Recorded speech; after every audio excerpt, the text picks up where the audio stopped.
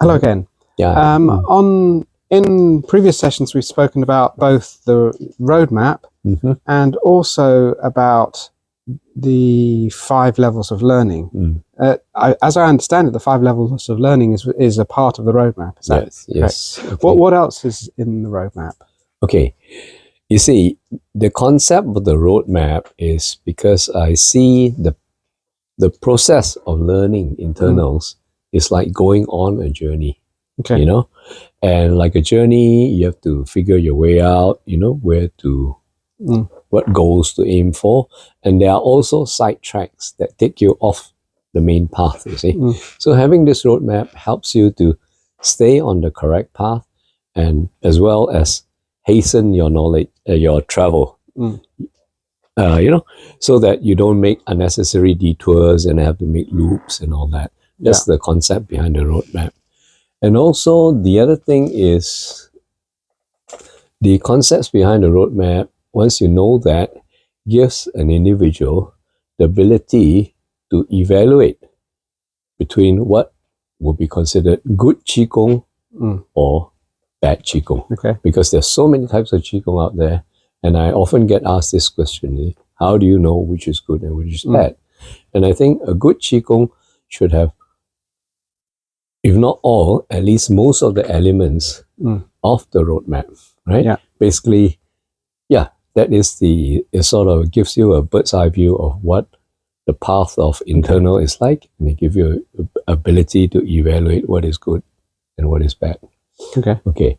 Having said that, the roadmap has 5 main components. Yeah. The first is what I call the learning triangle, which consists of like a triangle. What do you mean by theory, technique, and practice? The second part of the roadmap is what I call the power plant theory. It means that when you learn energy work, you need to learn how to develop the power source. You need to develop the transmission system, how to get that energy to where you want it to go.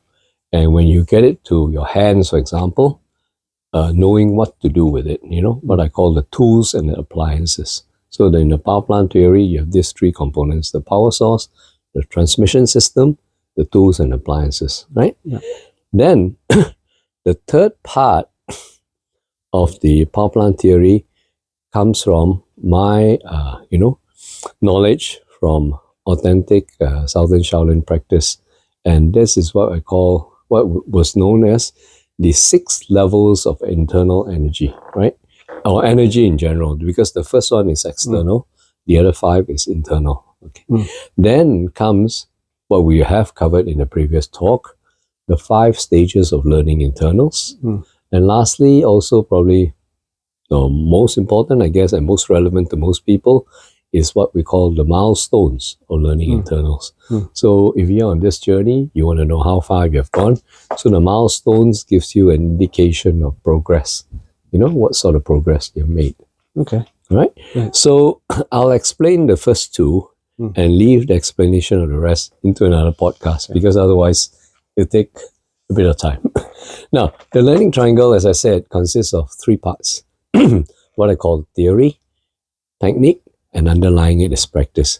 So theory means, does your system of Qigong or Neigong have an underlying theory? Like in our case, our Shaolin system, it is based on the original thesis by Bodhidharma, which is often mentioned in other Qigong systems as well.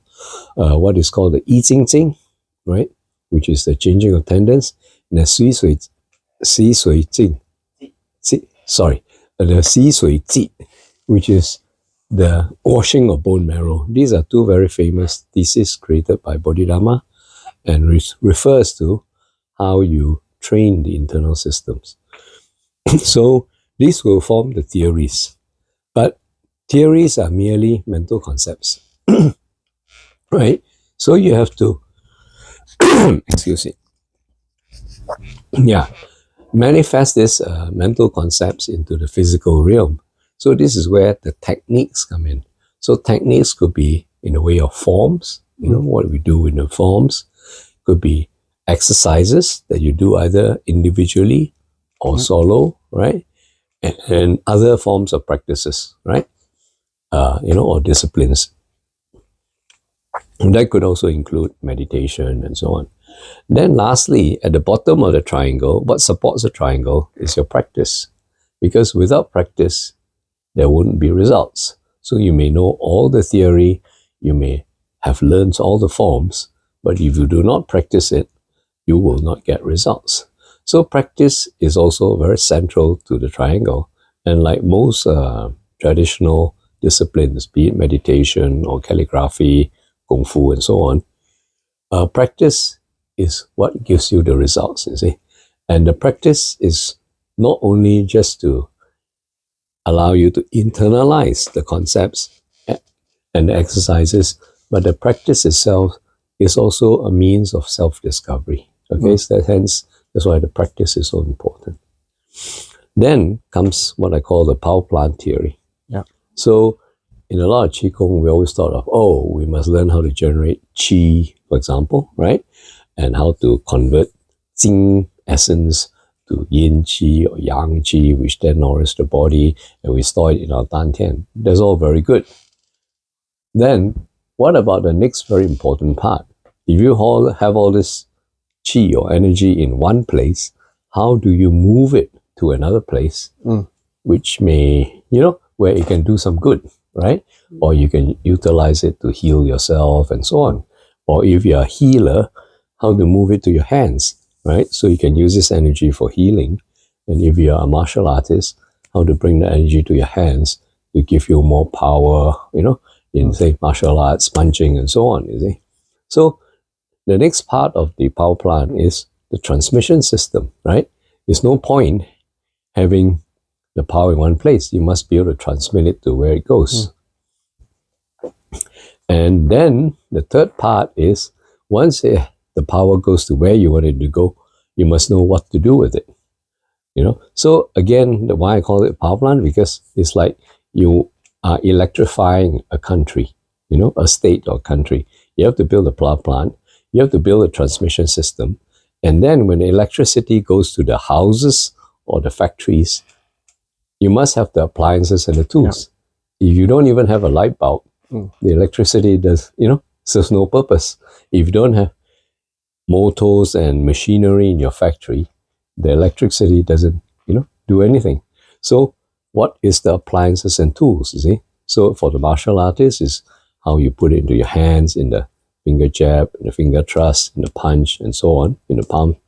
Or for the healer, how to use it, how you can use the energy to project or to go into and help in the therapy and massage of your client or your patient, you see. So the ability to use that and techniques to use that is equally important. So without these three, then just having energy doesn't serve any purpose, right? Okay. So you need to be able to move that energy around, be it to, say, nourish your organs. Yes, there still has to be a method of how do you make that energy circulate.